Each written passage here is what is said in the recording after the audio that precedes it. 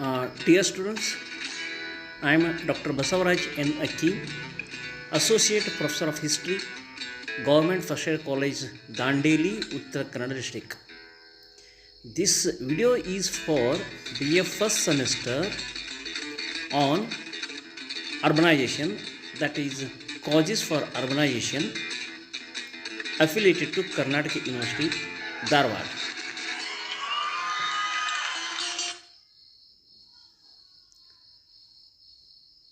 In this video program, I am going to explain you about causes for the urbanization.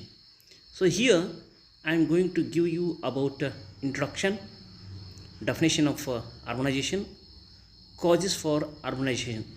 They are administrative causes, religious causes, educational causes, trade and commerce, and fort towns. Let us see about its introduction. The study of urbanization is of recent origin comparatively other aspects in history and its allied subjects. In India, it was started only after the second half of the 20th century. Yet, there are only few studies in selected areas of urbanization. The Industrial Revolution brought rapid changes in the structure and development of urban centers. B.B. Dutt was one of the earliest historians to write a book on ancient Indian cities. This was mainly based on literary works like Arthashastra, Manasara, and Mayamatam. Stuart Figott was another historian who wrote a monograph on ancient Indian cities. This is concentrated mainly on centers of art and architecture. From sociological point of view, G.S. Gurre conducted research and published a book. Amit Ray studied from town planning point of view. Both literary and archaeological sources are used in limited context. A. Ghosh wrote a detailed account on the subject based on both literary and archaeological sources. In this way, the study can be done from different aspects of social science upon urbanization. It can be studied from historical point of view, it can be studied from sociological point of view, it can be studied from political point of view. But throughout the stages of history, towns were the integral part of the society, administration, religion, and economy. It was V. Gordon Childe, a sociologist, first formulated the concept of urban revolution in 1936. Now let us see which were the earlier towns of ancient India. Amravati, Ayodhya, Champapuri, Hastinapura, Indraprastha, Kanchipuram, Koshambi, Kushinagar, Madurai, Magadha, Mathura, Pava, Sravasti, Tamralipti, Taneshwara, Tanjavur, Ujjaini, Vaishali, Varanasi, Harappa, and all the sites of Indus Valley civilization, Pataliputra, Bodhgaya, Sarnath, etc., were the earlier towns of ancient India. We can classify these towns as administrative towns, religious headquarters, educational headquarters, commercial headquarters. So, in this way, there are different towns emerged from these regions. Now, let us see what is urbanization, the definition given by various historians. In simple terms, we can define the gradual development of villages into bigger areas of settlement is urbanization. They had certain criteria for their developments. They cannot be like villages. They are non-agricultural areas but supported by the villages for their daily needs such as food grains. They differ from village atmosphere such as hospitals, education centers, banks, markets for agricultural production, and good roads, good civic amenities, means of communication and transportation, centers of art and architecture, fine arts, religious centers, etc. Now let us see which are the causes for urbanization in ancient India. Now let us take about administrative causes.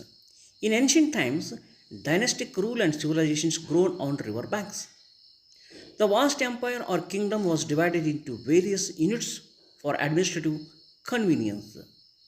Those units of administration gradually developed into towns or urbans or cities. The capital city, provincial headquarters, district headquarters were well developed as urban centers.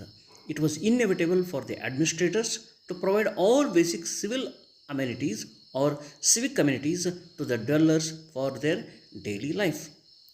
All centers could accommodate huge population who generally involved in administrative works. Thus, administration was one of the most important factors for the development of urbanization in ancient India. So this is the photograph of Nalanda University, which was a famous university. Thus, Nalanda as town emerged due to the educational factor. So thus beautiful buildings were constructed which attracted students from different parts of the world. As a result of this, Buddhism grown even in Western countries or Asian countries. This is how one place can be developed as a center or urban center based on educational factor. Now let us see about religious causes. Religion was one of the important features of society. It was the fundamental duty of the king to protect all religions of his kingdom and religious sentiments of his subjects. In order to promote religious activities, there should be places of worship such as temples, basadis, stupa, etc. in ancient India. In India, certain cities were earned name and fame based on religion. For example, Bodh Gaya, Pavapuri, Tirupati, Kundagrama, Vaishali, Saranatha, Sravanabelagala in Karnataka, Melkote in Karnataka, etc. had become famous for their religious activities. Hence, religion also played an important role in creating towns and cities in ancient India. Now, let us see the educational causes or education as a factor for the development of urban centers.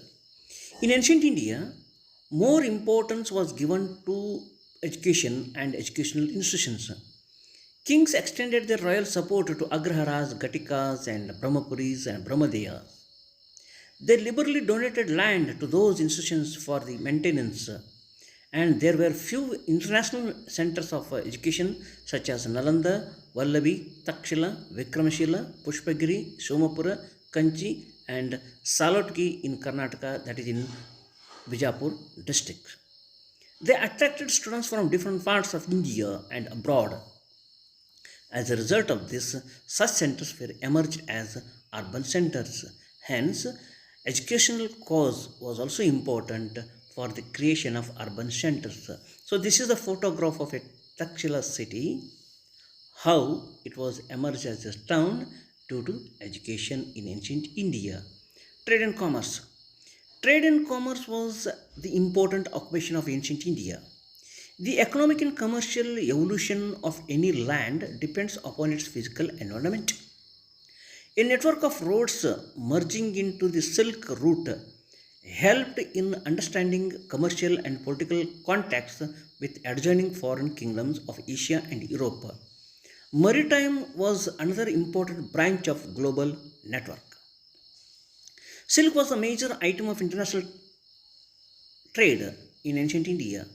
There were Patliputra, Peshawar, Indraprastha, Varanasi, Takshila, Mithila, Ujjaini, Mathura, Surat, Kanchi, Madura, Kaveri Pattana, Tramarlipti, Broch were the major towns. The major exports were spices, fine silk, muslin, indigo, perfumes, iron and steel, sandalwood, pearls, medicinal herbs, ivory, etc. Major imports were pigments, glass vessels, expensive of silver horses, copper, rubies, etc.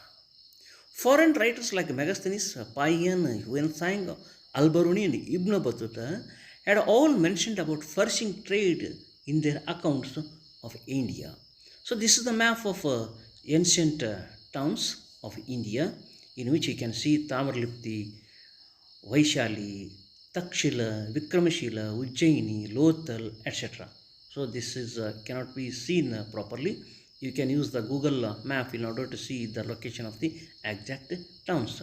Now let us see how Fort town has emerged as a factor for the development of urban centers. In ancient India, Kings constructed forts of different types for the protection of their empire. Such fort towns were centers of treasury, arms, ammunition, army, administrative machinery, palaces of the royal family, mints, etc. They enabled for the settlement of different communities of the ancient society. Hence, a dense population was generally concentrated in it.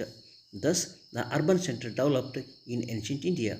Such towns were Lothal, Muziris Fort in Kerala, Pumapuhar Fort, Nagapattanam, that is in Tamil Nadu. It is also known as Kaveri Pattanam. Archimedo Fort, that is Pudukkottai, also emerged as a town due to fort factor. Now see, let us see which are the salient features of the towns. It should have dense population, non-agricultural society, important center of trade and commerce, center of fine arts, holy places, good civic amenities for the dwellers, scope for artisan community, presence of transportation and means of communication, development of education and knowledge. So these are the factors for the urbanization, and there is one beautiful book on urbanization in ancient India, Vijay Kumar Thakur, in which he mentioned about various traits of urbanization and urban centers in India. Thank you very much.